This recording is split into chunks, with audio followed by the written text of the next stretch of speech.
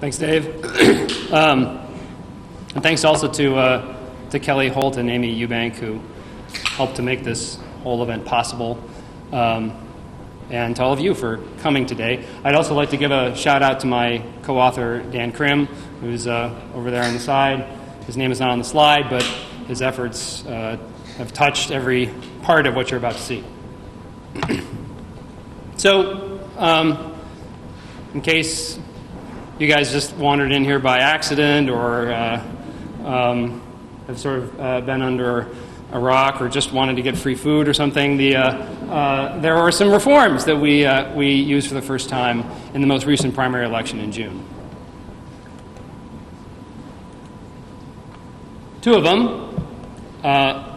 One was a top two vote-getter primary system that kind of opened up primaries so party registrants didn't have to just vote for members of their own party. And then we actually had the other reform, a redistricting commission, had already had a lot of activity because the commission was active last year drawing the maps and involved in some litigation and so forth.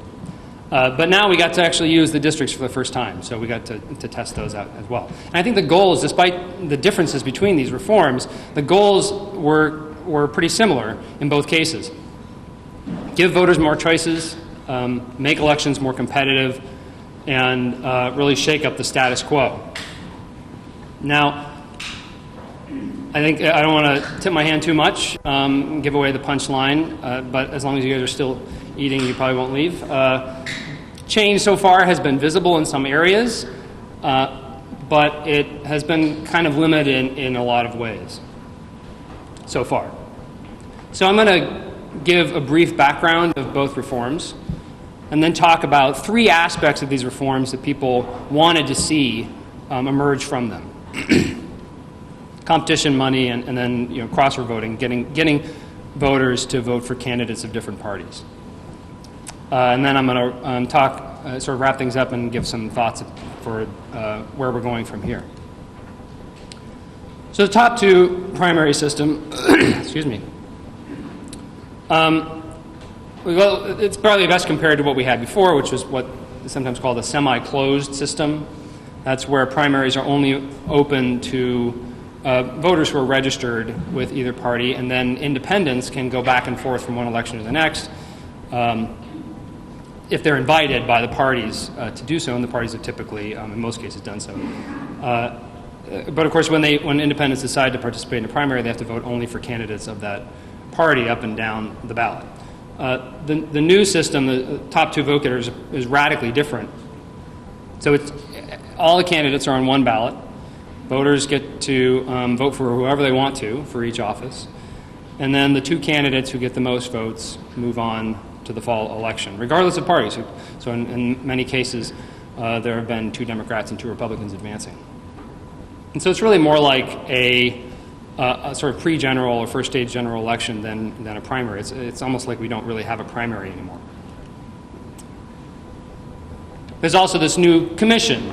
The old system for drawing congressional, state legislative, Board of Equalization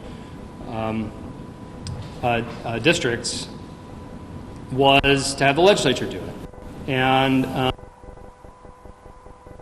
of that approach was a lack of transparency.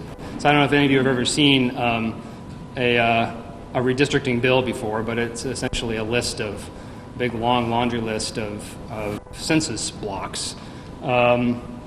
This one goes here, that one goes there. The legislature has typically had some hearings, but not a lot of hearings around redistricting, and then it makes most of its decisions behind closed doors. The new process was the exact opposite in every respect. The commission was composed of average citizens who were picked through a very complex process that was designed to make sure they weren't somehow connected to the political establishment. And it was a very open and transparent process at every step along the way. There were a lot of hearings. The commission held a lot of hearings, dozens of them. It held hearings when it was making decisions. Once it drew the districts, it had to produce a report. that described how the districts that they drew met the goals that were laid out for them and that they were supposed to consider. And so the whole thing was was just highly transparent in every way. Everything was broadcast on the web and so forth. So these reforms raised some key questions in terms of goals that people had for them. One is competition. Were races closer? A lot of people wanted the redistricting to produce closer races in the fall, and for the primary system to create closer races for the primary. Did establishment candidates struggle under this new system? There was some hope it would kind of shake up the status quo and get sort of at least threaten the establishment. And then how did third parties do? A lot of people were concerned these reforms, especially the top two, would be damaging to third parties. The second is money, sort of the flip side of the competition. If there's more competition, if candidates in the primary are reaching out to a broader array of voters, because remember, you can potentially get votes from anywhere,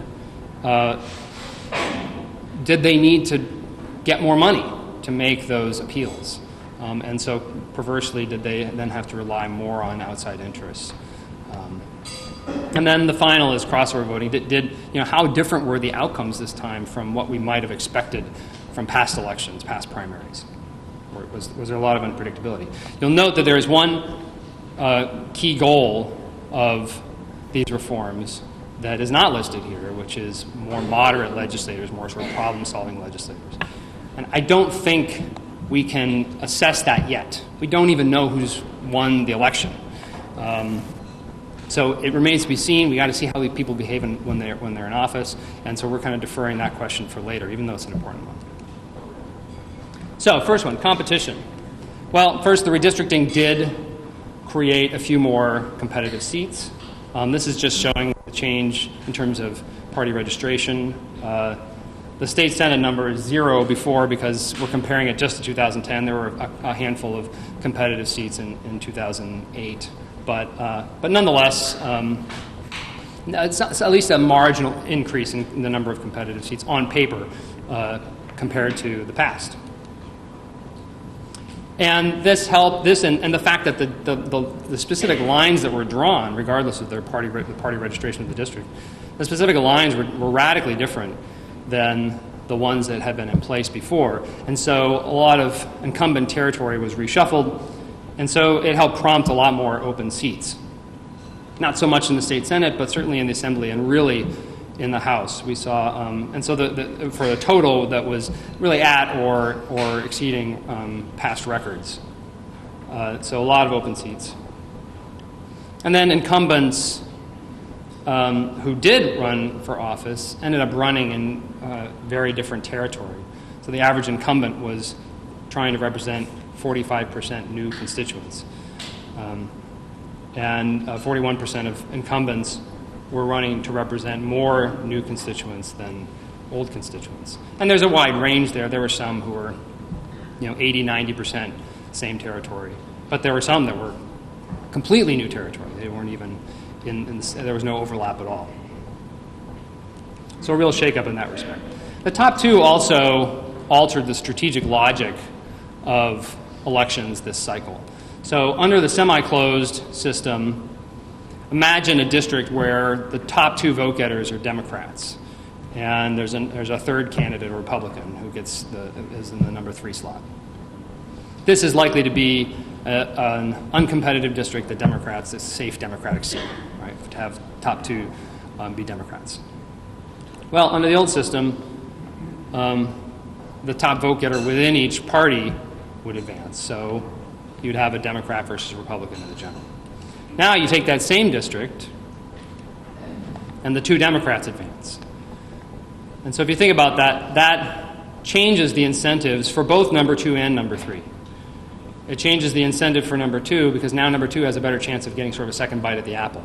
And so it's more attractive to run in that kind of seat. Even if number 1 is an incumbent, somebody who looks pretty solid. And it changes the incentives for number 3 because now number 3 no longer is guaranteed to have a spot on the fall ballot. So if there's never going to be a Republican elected in this district, what's the point, right? And so the candidates responded in exactly this way. So compared to past elections, there was more same-party competition. There were more challenges to incumbents from within the same party. A big increase there. And at the same time, one major party was absent from more districts. And again, it's almost entirely these uncompetitive seats that are driving these changes.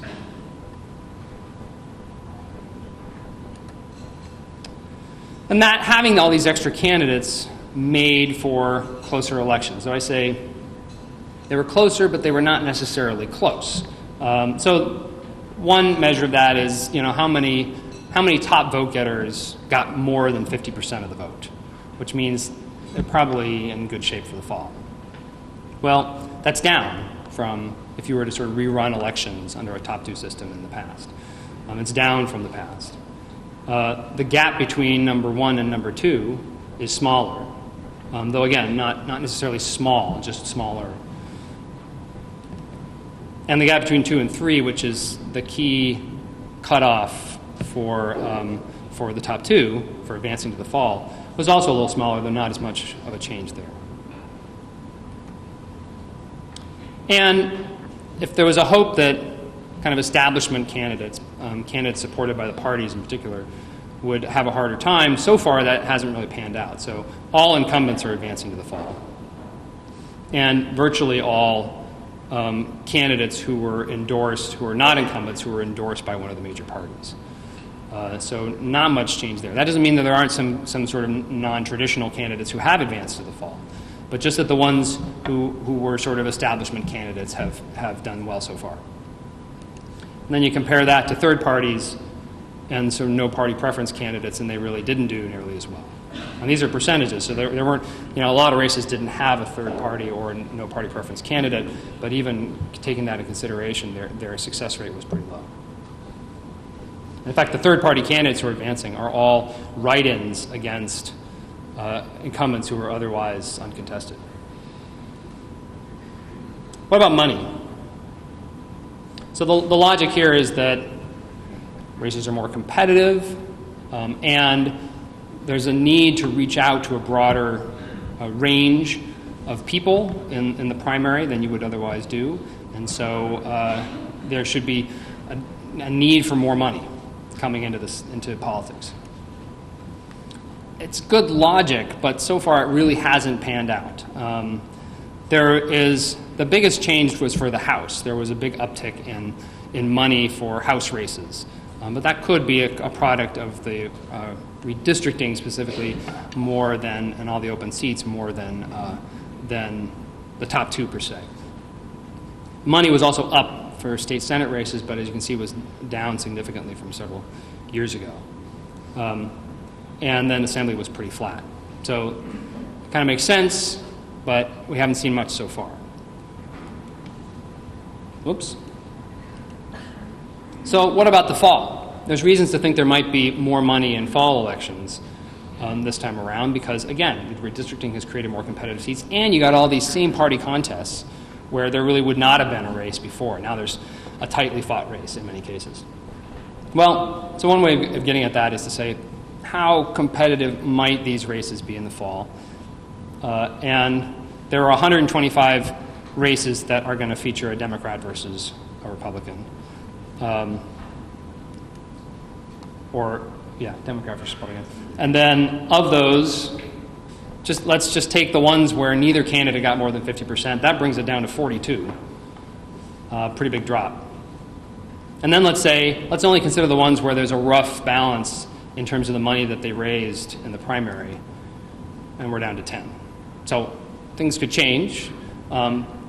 These are not. This isn't dispositive. It doesn't say that these are definitely the competitive races, and the other ones are not going to be. But it just gives you some sense that that there's not just an unlimited number of competitive races in the fall. Same thing kind of happens for the same party races, but they are generally more competitive by these measures. And finally, what about crossover voting? Did voters actually take advantage of this new system? It's a little hard to get at that question directly, but we can try and get at it sort of obliquely by saying how unexpected were the results based on partisan considerations alone.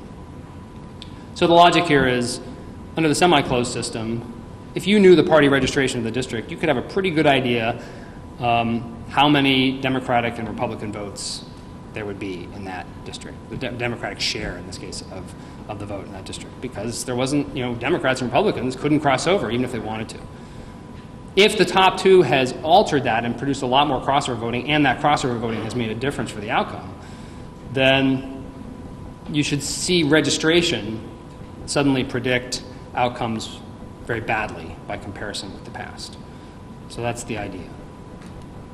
And here it shows you that, yes, indeed, under the old system, you could predict the primary vote pretty darn well. This is just summing up like how the total Democratic vote for all Democratic candidates in a particular seat as a share of all the votes. And if you just know the party registration of the district, you can pretty much nail that vote. Because voters didn't have a lot of choices. Right? But then if you do the same thing for this election, notice, so going back one, notice how tightly clustered these outcomes are around sort of a straight line. There's more spread here. That tells you less predictability. So the outcomes were more unexpected. And there are some outliers that I've labeled too. Several of them are open seats. CD30, perhaps you've heard, there's two incumbents who are running against each other, named Berman and Sherman. That's that seat. CD33 is Henry Waxman, and part of that is because there's a really strong no-party preference candidate in that race who kind of throws off the numbers. But nonetheless, for the most part, there's more spread, so the outcomes were more unpredictable, but it's still remarkably tight. We can do a pretty darn good job of predicting the outcome using assumptions under the old system. So I would say this is a sign that voters did do more crossover voting, but not a lot. It's basically, to put it in context, it's about the level of unpredictability that you would expect from a general election. So there's no sign that voters crossed over more than they would in a general election. And so some conclusions. Well, I say there's no dramatic change yet. Competition was higher, but not necessarily high, per se. Establishment candidates have done well so far, though there are some non-establishment candidates who are still in the running. Money in politics is up, but mostly in congressional races and not across the board. And crossover voting seems to have made some difference, but not a huge one. The outcomes were still pretty predictable, pretty much in line. A lot of evidence that candidates were not either voters were not choosing to cross over in large numbers, or candidates were not really availing themselves of this new system to really reach out to voters across the aisle. And I've heard some sort of anecdotal stories about how that was the strategy. Let's just go for the base, right? Because that's what we know. That's how we know how to run elections. So moving forward, I'd say first of all, there's some limitations of, especially the top two, that need to be worked out. The third-party status thing is potentially a concern, and third parties are really threatened in a sort of existential sense by these reforms. But there's some tweaks that could be made to help them out. Write-ins, the legislature itself, it wasn't not part of the initiative, Prop 14. It was part of the accompanying legislation. The legislature decided not to allow write-ins on the fall ballot. There's some logic to that, but on the other hand, there's, for instance, Congressional District 31, which has two Republicans running against each other, and it's a competitive seat otherwise. I mean, if you had a write-in option, Democrats could be mounting a write-in campaign if they wanted to. It provides a sort of safety valve for a system that can produce some unexpected and weird outcomes. You've got a lot of candidates in the ballot. Sometimes the ones who advance are advancing by small margins. It's probably a good idea to have something in there that can account for anything weird that might happen. We still don't know whether moderates or non-establishment candidates will be successful in the fall. I think that is still an open question. So we don't want to decide that prematurely.